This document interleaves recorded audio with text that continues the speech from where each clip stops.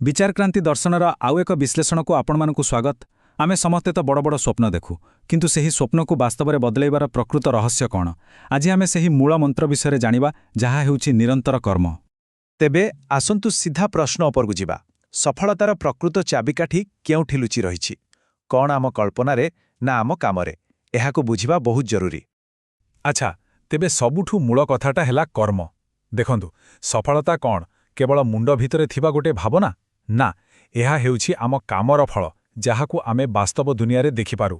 एटाकु एमिति बुझंतु, गोटे पटे अछि कल्पना, जहा खाली गोटे आइडिया, गोटे संभावना मात्र। किंतु अन्य पटे अछि कर्म, जे से आइडिया को जीवन दिए, ताकु वास्तव रूप दिए।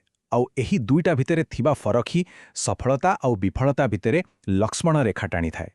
एई विषयरे पंडित श्रीराम शर्मा आचार्यंकर गोटे कथा अछि, जहा मन को छुई जाए।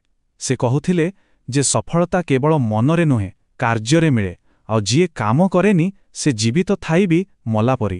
केते गभीर कथा। अच्छा, ठीक अच्छे, काम करिबा जरूरी, किंतु कौन खाली योजना बनै दिले सबु हे जिवो? बिल्कुल नुहे। आसंतु देखिबा कामटाकू करिबार गुरुत्व केते। एतिपाई इतिहास और पुराणरू दुईटा बहुत बढ़िया उदाहरण अछि।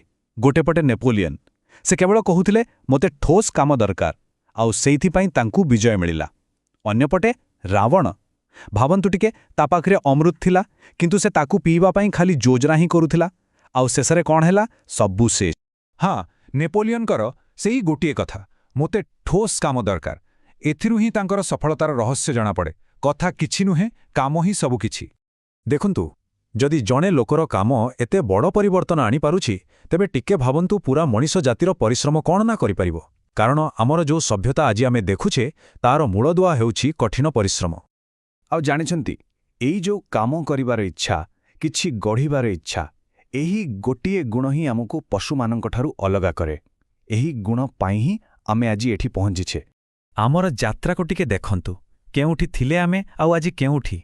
दिने थिला आमे जंगलरे रहुथिलु, तापरे धीरे धीरे कुड़िया तयारी कले, आउ आजी देखंतु आकाश छुआ बिल्डिंग। एसबु केमिति संभव हैला? केवल गोटिए जिनिस पाई, लगातार परिश्रम। अच्छा, जेमिति पूरा मनीष समाज परिश्रम करी आगकू बढ़ीछि, ठीक सेमिति आम निज भितरे थिबा प्रतिभा सेटा भी लगातार अभ्यास द्वारा ही बंची रहे। तेबे आसंतु ए विषय टिके देखिबा।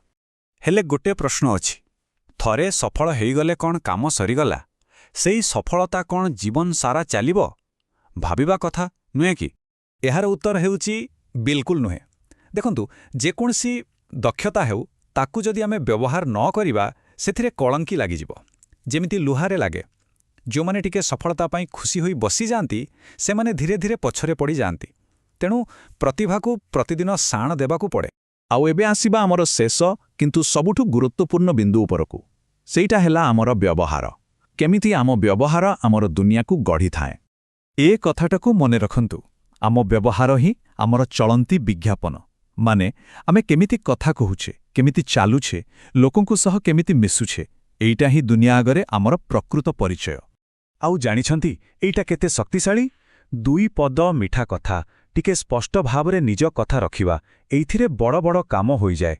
दुनिया सबबेले सेई लोकंकु पसंद करे जहा मोहरे हस थाए, जहा पाखरे सकारात्मक भावना थाए।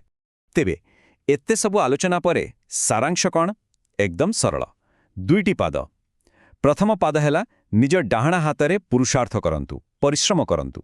आउ द्वितीय पादरे बाम हातरे सफलता आपे आपे आसीजिवो, कारण परिश्रम ही सफलतार मूल कारण। आउ सेही पुराना कथाटा तो आमे समस्ते जानिचे, भगवान भी तांकु साहाय्य करंती, जे निजको निजे साहाय्य करे।